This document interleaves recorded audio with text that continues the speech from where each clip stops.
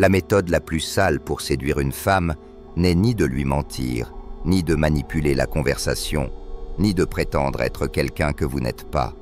Elle est bien pire, car elle exige de tuer une bonne fois pour toute cette illusion enfantine, selon laquelle être un gentil garçon suffit à éveiller le désir. Elle demande d'accepter que l'attraction n'est pas une question de politesse ou d'attention excessive, mais un jeu brut de valeurs, de tension et de pouvoir émotionnel. Pendant que vous essayez d'être l'homme correct, compréhensif, toujours disponible, elle ne ressent qu'une chose, la prévisibilité. Et dans le royaume du désir, la prévisibilité est la mort. Vous vivez en guerre contre quelque chose que vous ne voulez pas admettre. Vous avez peur d'être vu comme méchant, trop froid ou trop distant. Alors, vous enfilez le masque de l'homme parfait. Vous répondez vite, êtes excessivement poli, d'accord avec tout, prêt à tout pour ne pas déranger. Mais en même temps, vous êtes accro à la validation féminine. Vous avez besoin du compliment, du regard, de la réponse, du like. Sans cela, vous vous sentez vide. Et derrière tout ça, il y a une peur silencieuse. La peur de montrer de l'intérêt et d'être rejeté. La peur d'être vu comme celui qui a tenté et a échoué. Sans même vous en rendre compte, vous transmettez un message clair à son cerveau. Je ferai tout pour être choisi. Et la vérité brute et douloureuse. Les femmes ne sont pas attirées par l'homme qui se brade, qui quémande l'attention, qui essaie sans cesse d'être parfait. Elles répondent à l'attention, à l'impression que vous avez des options. Le désir naît chez elles face à un homme qui ne se plie pas à la première occasion, qui n'a pas besoin de prouver chaque minute qu'il est un bon gars, mais qui transmet par son regard et sa posture qu'il est là par choix, non par besoin. L'attraction ne naît pas de la gentillesse excessive, elle naît de la présence, de l'imprévisibilité, du pouvoir de dire non. Robert Greene appelle la séduction un jeu silencieux de pouvoir. Le séducteur n'est ni le bouffon qui amuse, ni le serviteur qui plaît, ni le garçon qui vérifie si tout va bien. Il crée une dépendance émotionnelle à travers le contraste et la gestion subtile de l'attention. Au lieu de courir après elle, il fait du temps son allié. Au lieu de plaire constamment, il dose avec précision sa présence, ses silences, ses provocations, son calme. Il a compris que le désir d'une femme grandit quand elle ne le comprend pas complètement, quand elle sent qu'elle pourrait le perdre, quand elle réalise qu'il n'est pas simplement un homme de plus qui veut être accepté. Voilà pourquoi cette méthode est sale. Parce qu'elle détruit l'illusion romantique selon laquelle la gentillesse suffit à être désirée. Parce qu'elle vous oblige à regarder dans le miroir et admettre « Je n'ai pas perdu parce qu'elles aiment les salauds. J'ai perdu parce que j'ai joué sans stratégie, sans lecture psychologique, sans contrôle émotionnel. » La méthode la plus sale ne vous invite pas à écraser les autres. Elle vous force à vous relever, à cesser de quémander des miettes d'attention, à opérer selon des standards, de la rareté et une présence masculine assumée. Et ce n'est pas qu'un discours. Une étude en psychologie sociale de l'Université de la Colombie-Britannique a révélé que les femmes trouvent plus attirants les hommes qui affichent confiance et une pointe d'arrogance lors d'un premier contact que ceux qui sourient trop, qui sont trop doux ou trop soumis. Autrement dit, ce que vous croyez être un comportement de gentil garçon est souvent perçu par son cerveau comme une faiblesse, comme un excès de besoin, comme un manque de pouvoir intérieur. La science confirme ce que l'expérience du réel montre depuis des décennies. L'homme qui se place dans une position de besoin perd avant même que le jeu ne commence. Ce que je vais faire ici, c'est démolir totalement cette mentalité inoffensive du gentil garçon et vous transmettre une méthode psychologique d'attraction fondée sur le contraste, le mystère et le calme dominant. Pas de répliques apprises par cœur, pas de manipulation bon marché, juste une manière d'incarner l'homme qui choisit et non celui qui attend d'être choisi. Le problème fatal, c'est d'essayer de séduire en étant trop propre. Vous ne réalisez pas combien vous vous affaiblissez en essayant d'être parfait. À chaque fois que vous adoucissez votre voix pour ne pas paraître agressif, que vous mesurez vos mots pour ne pas être mal compris, que vous dites « ça va », alors que rien ne va, vous devenez à ses yeux moins un homme et davantage un candidat anxieux en quête d'approbation. Le désir féminin ne naît pas de la douceur constante, mais de la combinaison entre calme et présence. La douceur seule devient soumission émotionnelle. Et la soumission émotionnelle éteint toute tension sexuelle. C'est là que votre présence se brise.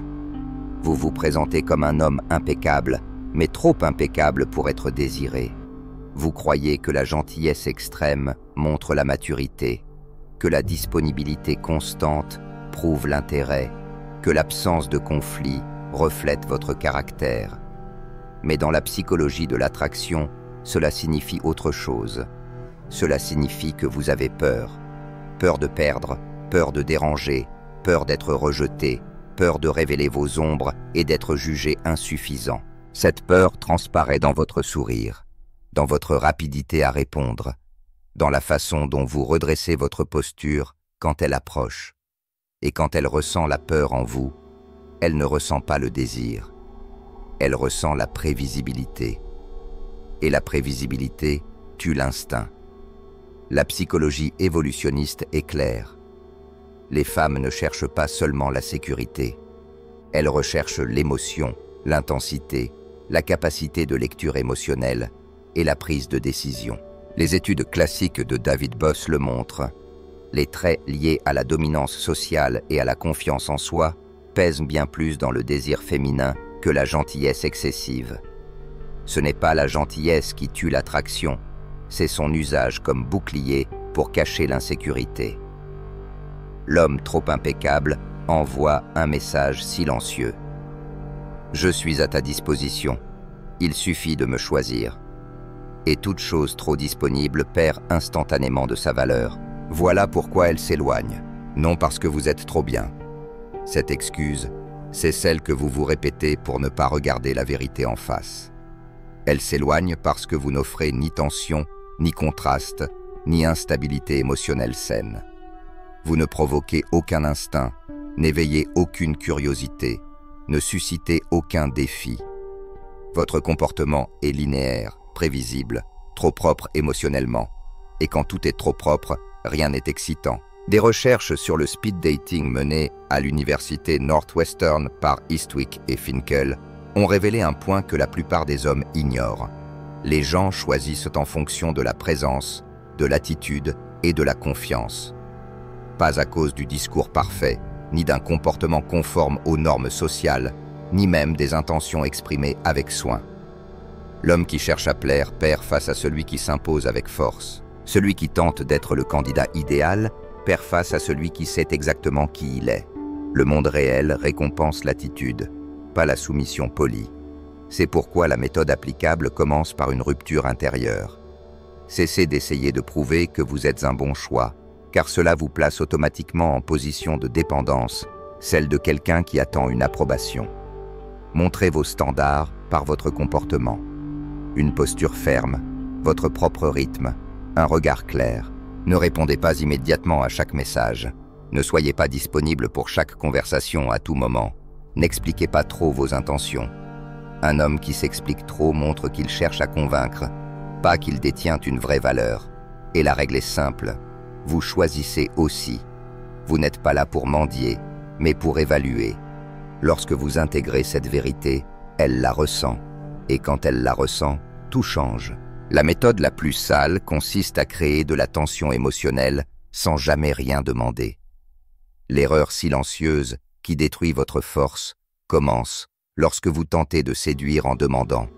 Vous demandez de l'attention, des réponses, de la validation, à être vu. Vos gestes, vos messages, vos temps de réponse, tout cela trahit une dépendance que vous essayez de camoufler derrière une fausse bienveillance. Mais dans le royaume de l'attraction, celui qui demande a déjà perdu. La dynamique ne fonctionne pas comme vous le croyez. Une femme ne s'approche pas parce que vous montrez un besoin. Elle s'approche quand elle sent que vous existez dans une énergie qui attire, un champ magnétique qui lui donne envie d'en faire partie. Ce champ invisible est ce qui sépare l'homme qui poursuit de celui qui attire. La réciprocité et la rareté émotionnelle gouvernent le jeu. La psychologie le confirme.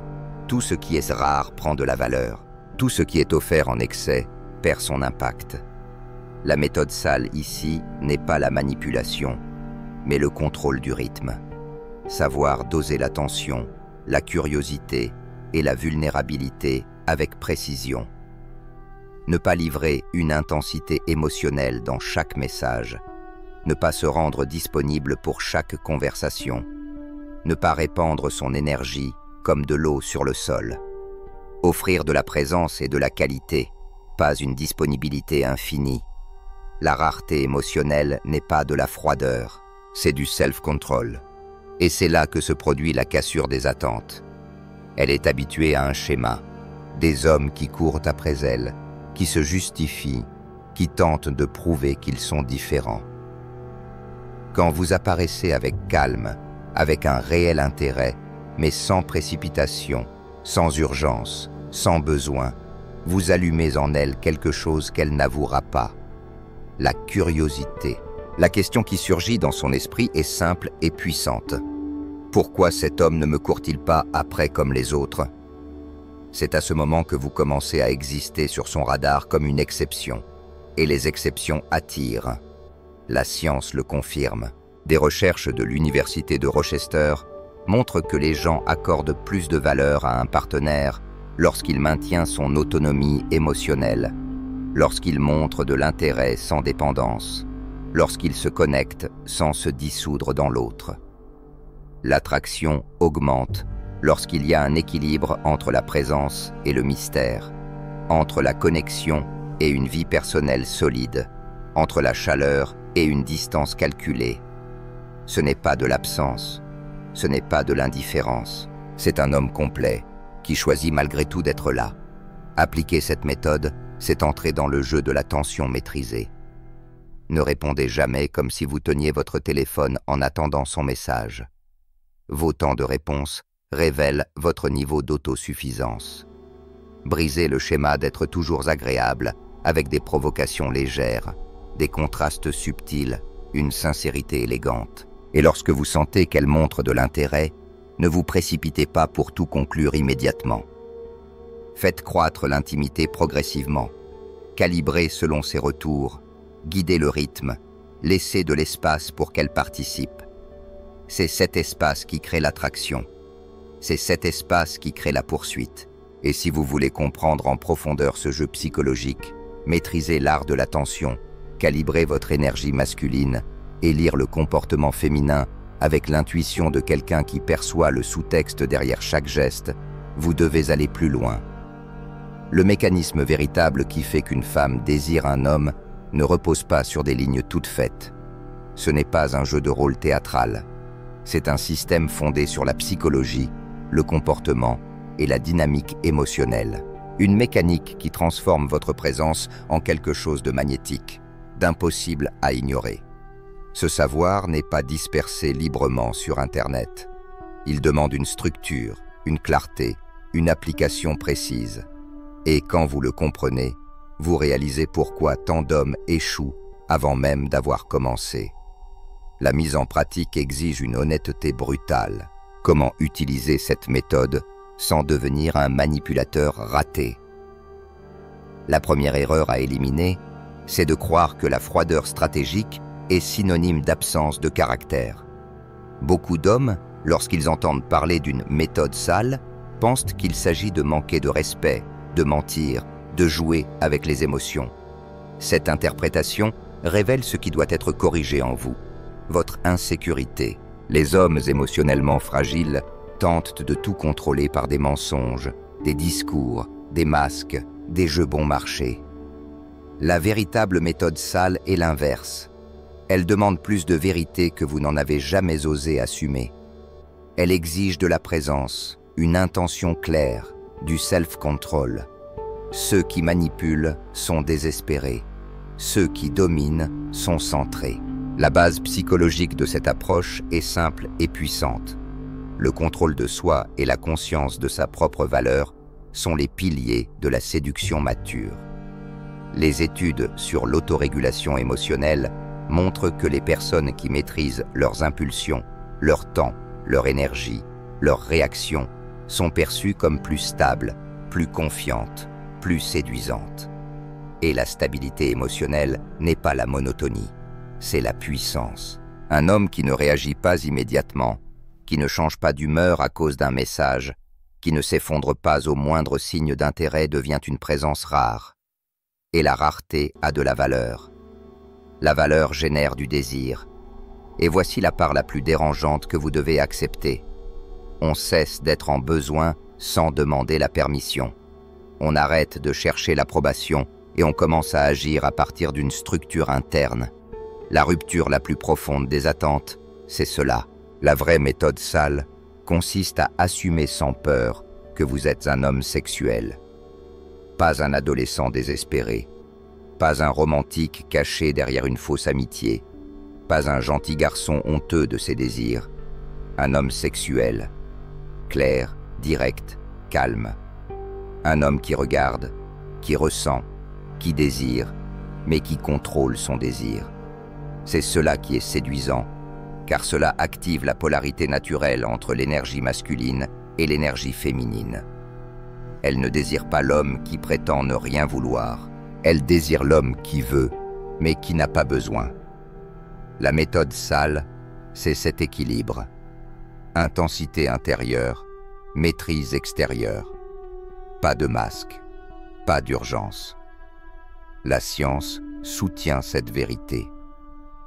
Des recherches de l'Université d'État de Floride démontrent que les femmes sont plus attirées par les hommes qui combinent 3 éléments: confiance, affirmation de soi et maîtrise émotionnelle. Ce n'est ni de l'agressivité, ni de la soumission. C'est ce point précis entre la fermeté et la sérénité.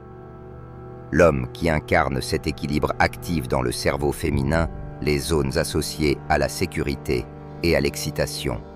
Il devient désirable parce qu'il incarne à la fois la stabilité émotionnelle et la force intérieure. Et cela, c'est rare. C'est magnétique.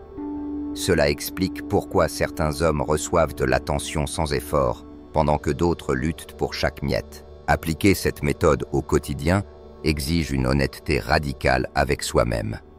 Cessez de cacher vos intentions derrière une amitié factice. Si votre motivation est romantique ou sexuelle, alignez votre comportement avec cela. Non pas avec de l'agressivité, mais avec de la présence. Parlez calmement. Regardez avec clarté. N'expliquez pas tout. N'essayez pas de justifier chaque geste pour éviter les malentendus. Votre comportement doit porter votre intention, sans que vous ayez besoin d'en faire un dessin. Et surtout, calibrez votre énergie selon sa réponse. Si elle recule, reculez. Si elle avance, soutenez la tension. Ce rythme crée à la fois la confiance et le désir. C'est la danse de l'attraction menée par un homme qui, enfin, comprend ce qu'il fait. C'est le pont entre l'homme ordinaire, guidé par la peur, et l'homme magnétique, guidé par l'intention. Et c'est exactement à cet instant que vos actes commencent à parler plus fort que vos mots. Une fois ce chapitre intégré, vous cessez de jouer comme un débutant. Vous commencez à agir comme un homme qui comprend véritablement le terrain émotionnel dans lequel se joue la séduction. Et à partir de là, votre identité change. Et l'identité, au final, est ce qui attire le plus. La méthode la plus sale, c'est d'arrêter de vivre à genoux devant la validation féminine. La vérité qui clôt cette leçon est celle qui dérange le plus. Celle qui ronge l'ego de quiconque a passé sa vie à essayer d'être l'homme parfait, l'élu, l'accepter. La méthode la plus sale pour séduire une femme n'a rien à voir avec des astuces, des jeux ou des phrases apprises. Elle commence lorsque vous brisez la lâcheté émotionnelle qui vous guide depuis l'adolescence. Elle est sale parce qu'elle détruit l'image propre que vous avez construite de vous-même, l'image de l'homme poli, gentil, disponible, qui croit que le fait d'être agréable suffit à susciter le désir. La séduction ne vient pas de la propreté émotionnelle, elle vient de la présence, elle vient de la force que vous possédez mais que vous ne distribuez pas. Elle vient de l'homme qui agit, pas de celui qui mendie. Nietzsche parlait de la volonté de puissance, mais pas au sens puéril de dominer quelqu'un. Il parlait du pouvoir intérieur de se dominer soi-même. La séduction commence exactement là, lorsque vous contrôlez vos impulsions de dépendance, lorsque vous cessez d'agir comme quelqu'un qui cherche une autorisation pour exister, lorsque vous cessez de voir la femme comme une source de validation et que vous commencez à la voir comme une possibilité, pas comme un salut. La volonté de puissance est ce qui donne à un homme le droit de choisir. Et la plus grande différence entre l'homme qui conquiert et celui qui souffre est simple. Le premier choisit, le second implore à être choisi. Le contraste entre ces deux mondes est brutal. L'homme commun vit dépendant de sa réponse. Il vit dépendant du message qui pourrait arriver, du regard qui pourrait apparaître, du like qui lui prouve qu'il existe encore. Il agit comme si chaque interaction était un jugement. L'homme qui applique la méthode, en revanche, sait que sa vie ne tourne pas autour de l'intérêt féminin. Il construit sa routine, son corps, son esprit, sa mission. Il s'élève d'abord et laisse le désir venir ensuite. Il ne court pas après l'attention, car il sait que l'attention poursuit ceux qui ont une vraie valeur. Et les études confirment ce chemin. Les recherches sur l'attraction montrent que les femmes répondent bien plus à une confiance stable, à un but clair, et à un contrôle émotionnel qu'à une beauté superficielle, à de l'argent rapide ou à de la mise en scène. Ce n'est pas le brillant de surface qui attire, c'est la force intérieure. L'homme qui se positionne avec clarté, qui tient son silence, qui n'a pas besoin d'approbation pour exister, déclenche le désir féminin de manière inévitable. La psychologie ne laisse aucun doute. Ce qui connecte le plus une femme à un homme, c'est la sensation de se trouver face à quelqu'un qui se maîtrise. La conclusion n'est pas un câlin émotionnel, c'est un appel à la responsabilité. Rien de tout cela ne fonctionne sans pratique.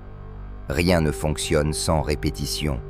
Rien ne fonctionne si vous continuez à nourrir la version fragile de vous-même. La séduction, c'est de la lecture, de la posture, de l'énergie, du rythme et de l'intention. Ce n'est pas de la magie, ce n'est pas du destin, c'est de la construction. La méthode la plus sale exige du courage, car elle vous demande de quitter la position où vous êtes à l'aise, mais où vous n'avez jamais gagné.